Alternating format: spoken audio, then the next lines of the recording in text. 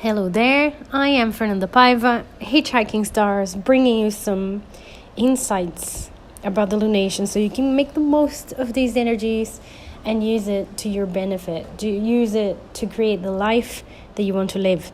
So today we're going to be talking about the full moon. So there is a full moon coming and it's a full moon in Leo. So it will be happening at 13 degrees Leo.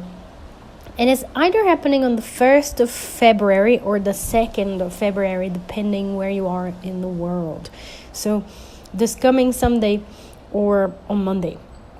Now, as usual, what we're going to do is talk about the Sabian Symbol for this particular degree of Leo. What is the imagery? What are we going to be working with? And then look into some of the aspects or some of the features of the chart of this full moon that really is calling my attention here, and discuss a little bit of that. And then finally, just remind you some of the tarot cards that are associated with this particular full moon as well. So let's dive in. Now, I find this is a powerful way of starting February, right? We're starting with a bang. We're starting with a powerful, huge full moon in Leo here. So the month begins with that energy. And the Sabian symbol for 13 degrees, again, keeping in mind that full moons are associated with combinations, revelations, something that becomes really obvious, really big, really up in our faces somehow, right? So the Sabian symbol, so the imagery for the 13th degree of Leo, which is where this full moon will be happening, is cherub-like, a human soul whispers into every receptive ear, seeking to manifest. So I'm going to say it again. Cherub-like, a human soul whispers into every receptive ear, seeking to manifest. So there are a few things to unpack here, but all in all, I think this is a very benevolent imagery for this full moon. I also think it resonates tremendously with the raw energy of Leo, which has a connection with a little bit of a cherub-like archetype as well, if you will. Remember, in the tarot, the sun card is associated with the astrological sun, and the sun is the ruler of Leo. So there is a connection to the energy of the sun card in tarot with this full moon in Leo. But why am I mentioning this is more because of the child's imagery. In many decks, and obviously in the Rider-Waite tarot deck, we have that child riding a white horse, holding a red flag, which has a resonance with passion, doing something that we're passionate about, being childlike, having fun as well. Like, those are very Leonine topics, and there's a very Leonine energy as well. Now, in the Sabian symbol, we've got this cherub-like, but it's a human soul whispering, but it's whispering to receptive ears. So it does talk a little bit about being receptive to those messages, to the messages of the human soul, of the spirit. Now, there are some things that I think about when I listen to this imagery, and one is inner voice. Obviously, a human soul whispering. There is a connection to the inner voice, and potentially some of the revelations that we might get, or some of the revelations that we could be really open to, paying attention to, would be associated with the inner voice. Now, the inner voice here could also be the inner child, because childlike, inner child, fun, hobbies, all of that is under the umbrella of Leonine themes, right? So inner voice. Another theme here could be obviously authenticity. Now, authenticity is another very Leonine theme. Leo is about being authentic, is about the individual's journey, is about the hero's journey, and that path that leads us, that ultimately leads us towards ourselves, right? Our most authentic version of ourselves, regardless of social conditionings, family history, and all of that. All of that different layer, all the different layers are like placed on top of who we really are. So authenticity is a powerful theme here.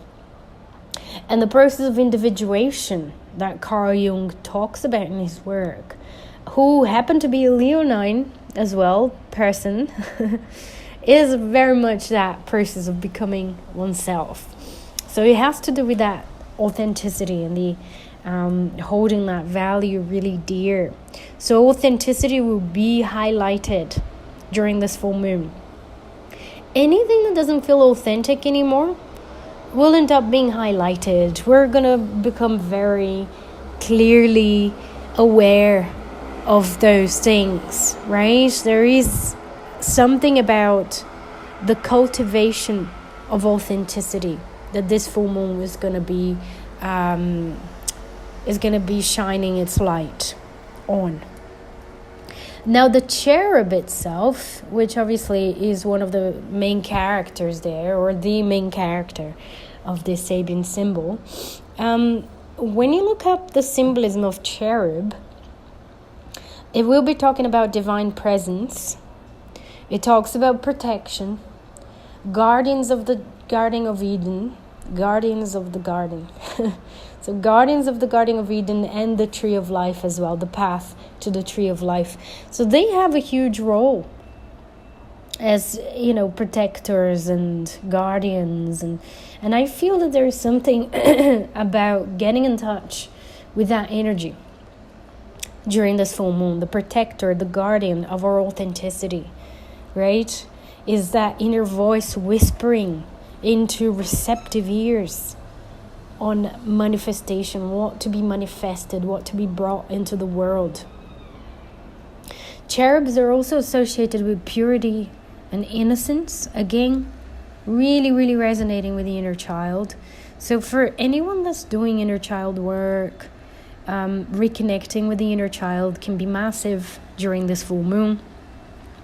Playing, having fun, making a joy list, working with large-scale art, going on adventures, and things like that will really bring you closer to your inner child, which I think is really supported by the energy of this full moon. Divine presence, obviously, the whispering, the manifestation, the human soul, there's a sense of divinity here, and obviously the cherub as well, is the divinest spark within each one of us, which is unique and authentic and is about connecting to that, right?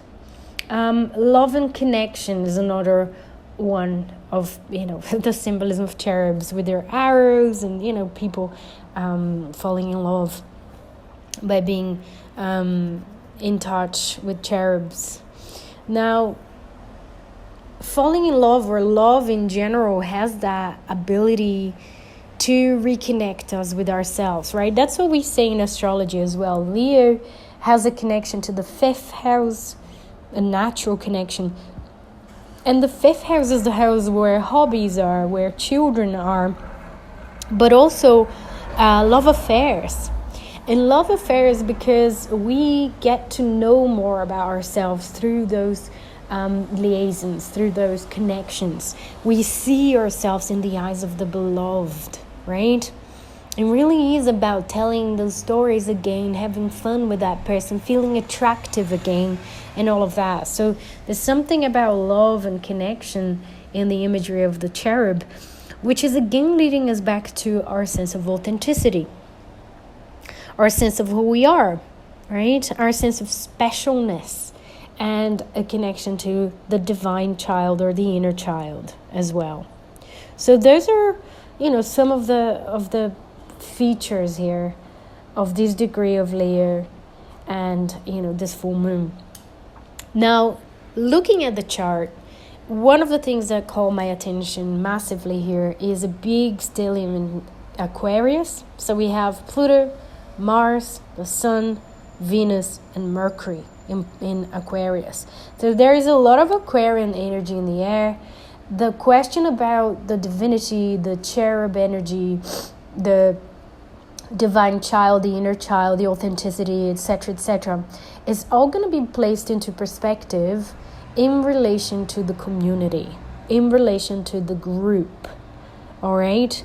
What is your role as a unique individual within the collective? There's no separation. We're not just isolated somewhere else. We are part of something larger. And the big stellium in Aquarius is reminding us of that. Now, what I find, particularly if we go a little bit deeper here on the interpretation of this chart, we can follow the threads here of rulership. So the moon is in Leo, which is ruled by the sun in Aquarius. And obviously we have that stellium in Aquarius, which is then ruled by Saturn in Pisces. That's the traditional ruler of Aquarius. So Saturn in Pisces. And that takes us to Jupiter, which is also the traditional ruler of Pisces. So Saturn in Pisces takes us to Jupiter, and Jupiter is in Cancer. And that will take us back to the moon. So there is a special relationship here between the moon, the full moon in Leo, the sun in Aquarius, Saturn in Pisces, and Jupiter in Cancer. Now, Jupiter in Cancer, Saturn in Pisces are telling me about emotional connections. But that Saturn in Pisces in particular, being the ruler of the stellium here in Aquarius, is telling me that the sense of belonging to something larger is reinforced. Remember, Pisces is the sign that's hyper aware of the interconnection of everything. So Saturn is there. But what they have in common as well, and what I love, is Saturn in Pisces and the moon in Leo are both talking in a massive way about creativity, creative energy, right? The creativity of the individual with that human soul whispering with the moon in Leo, but also that Saturn in Pisces talking about creativity as a way to transcend, to channel divine energy, right? So there's something about that would be very important during this full moon. Now also, not to forget that Saturn is at 28 Pisces and Neptune is at 0 Aries. So that Neptune is also telling me, and the conjunction here between Saturn and Neptune, that there is a sense of a new dawn for individuality, channeling that energy in a new way, revisiting the overly hyper independent, tendencies of Aries, because Saturn and Neptune will meet in a couple of weeks at 0 degrees Aries. So there's something really important, and we can talk about that later a little bit more. Just keep that in mind. There is a feeling of a new dawn for individuality and expressing individuality that can be also inserted in the community and part of the group as well. Now, just to mention before I go, the tarot cards associated with this full moon, obviously Leo will be associated with the Strength card and the process of becoming oneself there in that imagery of the Strength, right? Of gently taming the lion, forming a relationship with that inner lion, right? But the other cards that's super under the spotlight here for this full moon in Leo is the 6 of Wands, because it's the second decan of Leo. And the 6 of Wands is a wonderful imagery of success, of really, coming on top of it and being, that sort of hero journey that we mentioned. So that 6 of Wands is also another imagery for this full moon, which gives me a lot of hope for channeling positivity here with this full moon in Leo and embracing it as well, embracing that positive energy. Now, on the other end of the axis, we have the star card, which is associated with Aquarius, and the 5, 6, and 7 of swords, because there are many, there are planets in all 3 decans of Aquarius here. So 5, 6, and 7 of swords.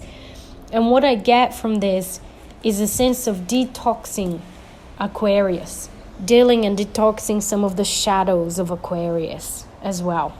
All right? So that's it. This is what I have to share with you about this full moon in Leo. I hope you have a wonderful time, that you can reconnect with your inner child, with what's truly and authentically important to you, and have fun. Have fun. So I'll speak to you soon. Have fun. Have a wonderful full moon, and speak later. Ciao, ciao.